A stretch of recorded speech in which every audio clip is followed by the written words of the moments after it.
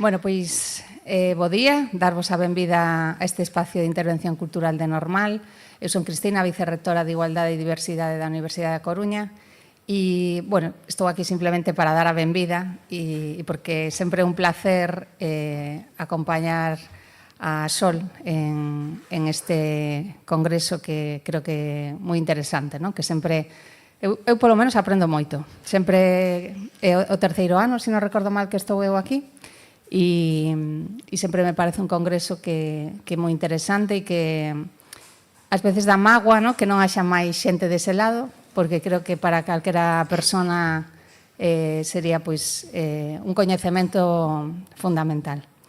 Pois nada, estaba dicindo que para min é unha honra e que creo que ser o quinto ano tamén de xornada pois demostra que se vai consolidando un lugar de encontro, de reflexión crítica, de compromiso tamén colectivo para recuperar, preservar e transmitir as memorias, podemos falar en plural, diversas, que históricamente foron silenciadas, non? E que tanta falta fai tamén pois, traer, non? Ao visible.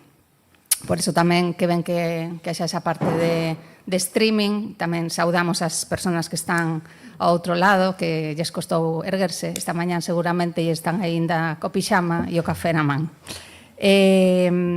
Quería tamén agradecer especialmente a Sol todo o seu traballo fronte á área da que é responsable dentro da Diputación.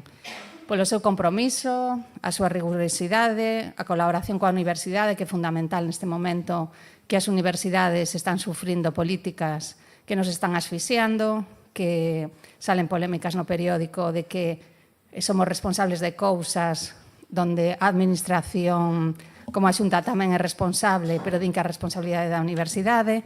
Entón, bueno, un momento un pouco complicado, non? Para as universidades públicas, donde cada vez hai máis universidades privadas e que agradecemos moito o compromiso tanto de Sol como de outras persoas da Diputación que nos están axudando moito para poder facer actividades na universidade. Eu creo que este congreso sitúanos diante dunha responsabilidade tanto ética como política e nun momento no que a xente fuxe do político, no? Que parece que non queren saber nada da política e os políticos, desde logo, como se foran entes abstratos e non foran persoas como a nós, no? Pois eu, que estou nun cargo político e comparto con unha muller tamén que me demostra cada día, ademais, a súa seriedade, coherencia, pois creo que tamén temos que reivindicarnos, non? Reivindicar que a política está para axudar as persoas e que estamos nos cargos con esa, a veces, utopía tamén na cabeza, porque non, de querer transformar e de que as cousas sexan diferentes.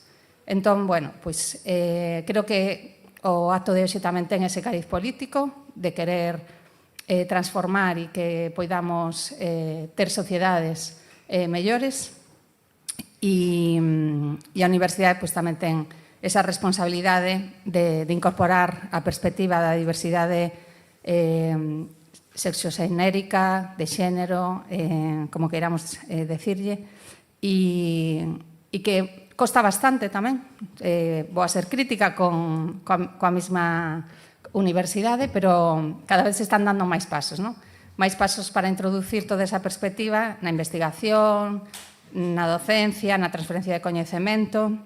E creo que este congreso é un exemplo claro, non? Desa colaboración e tamén de pois, mandarnos mensaxes. Eu espero que ao final desta xornada tamén nos chegue como distintas conclusións e distintas reflexións para poder pensar, non? Desde este lugar como tamén debemos de traballar no espazo que eu represento aquí. Además, temos aquí unha compañeira, René de Palma, que sempre tamén nos estimula moito, non? Con todo o traballo que fai neste sentido. Así que nada, non me enrollo máis, moitas gracias e benvidas.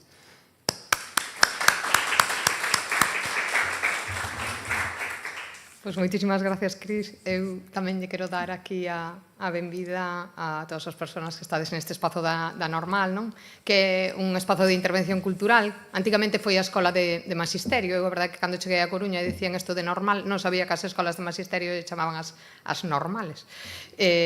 Este é un edificio histórico que, ademais, garda tamén a memoria da represión, da que os imos a falar, non? Estaba deseñado para ser de estilo modernista, xa que lle foi encargado ao arquitecto Antonio Tenreiro durante a Segunda República.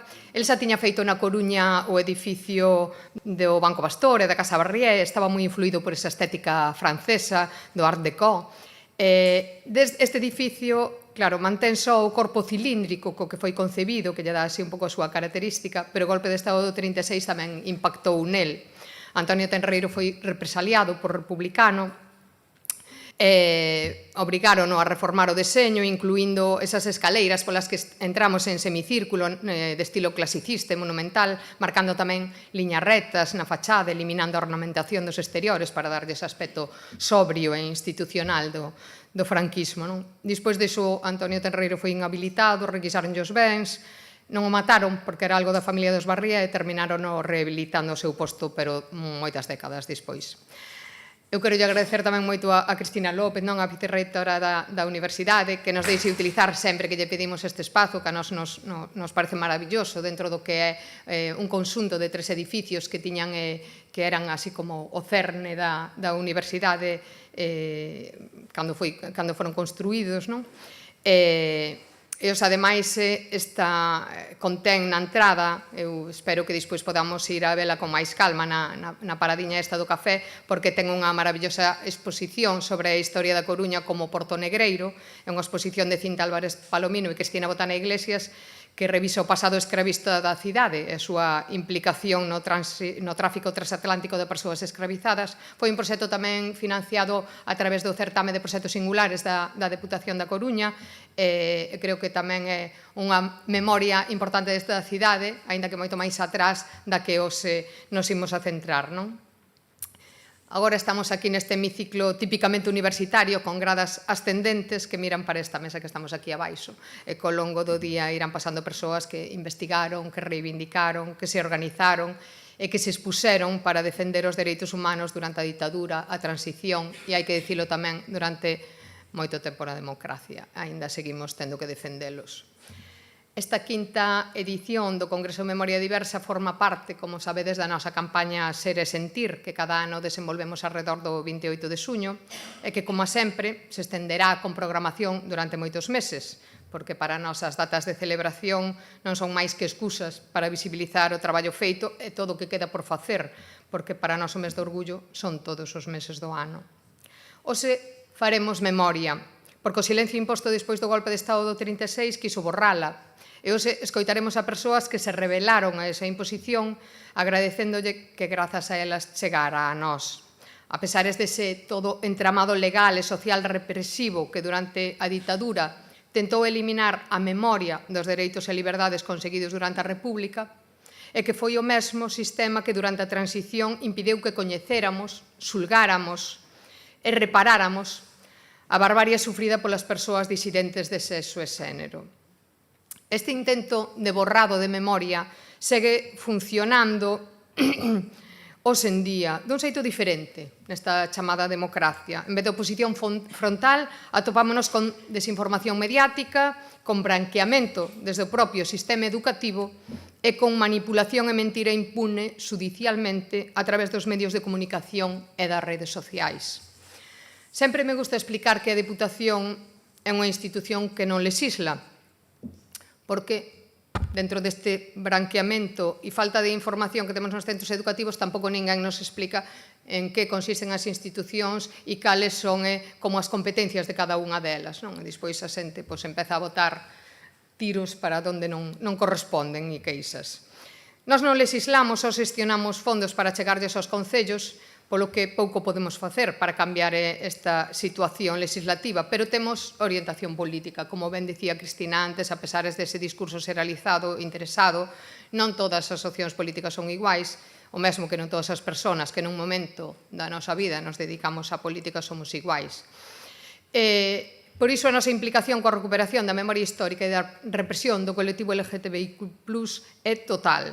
Promovemos, publicamos e financiamos proxectos e xornadas nas que dar a coñecer as referentes galegas, as asociacións que seguen traballando hoxe en día para visibilizar e apoiar o colectivo na nosa provincia, e tamén damos voz a activistas do resto do Estado, como veremos hoxe ao longo desta xornada, que nos valen para tecer redes alleas ás fronteiras.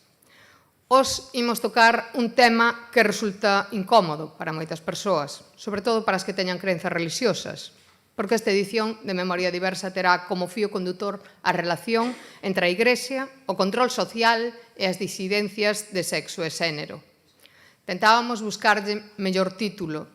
A min só me saían cousas poucos institucionais, é verdade que Eva pois andaba aí cortándome e terminamos poñéndolle este título algo máis descritivo, pero que nos servía para explicar o papel desempeñado pola Igrexa Católica na construción desas normas sociais relativas ao corpo, á sexualidade, ao comportamento, ás relacións, ao vestiario, incluso o xeito de falar, de pensar, ese control que se mantiña con represión, con torturas, con humillacións, e tamén, como veremos despois, co secuestro e privación de liberdade.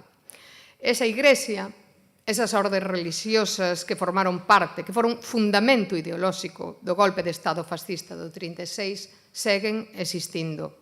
Non foron cuestionadas nin xulgadas, recicláronse, como fixeron os cargos fascistas ao chegar á democracia, e branqueáronse e convertéronse en servicios asistenciais tipo ONGs. É difícil confrontar esta realidade cando o Estado non atende a todas as vulnerabilidades sociais e as organizacións da Igrexa reciben financiamento público para dar estes servizos necesarios. As nosas liñas de subvención tamén se presentan algunhas destas ordes religiosas das que hoxe falaremos. E non atopamos aínda maneira legal de excluílas. Mais pode que o que hoxe nos pareza un mal menor, un servicio imprescindible, o altruísmo preciso para non precarizar máis os vulnerables, chega algún día a nós coa mesma crudeza que chegou o patronato, destapando esa realidade incómoda coa que convivíamos e da que ninguén falaba.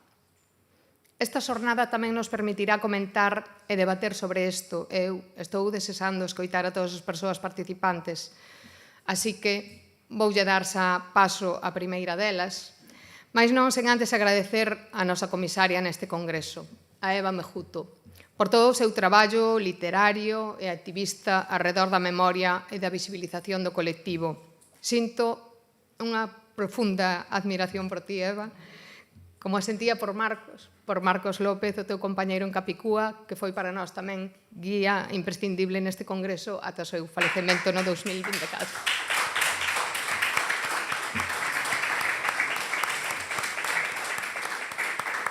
Así que, por todos os que están e polos que nos deixaron xa, fagamos memoria do pasado e fagamos futuro desde o presente, con orgullo, para que rematen os fascismos imperialistas que nos queren devolver aos armarios e aos padroados religiosos.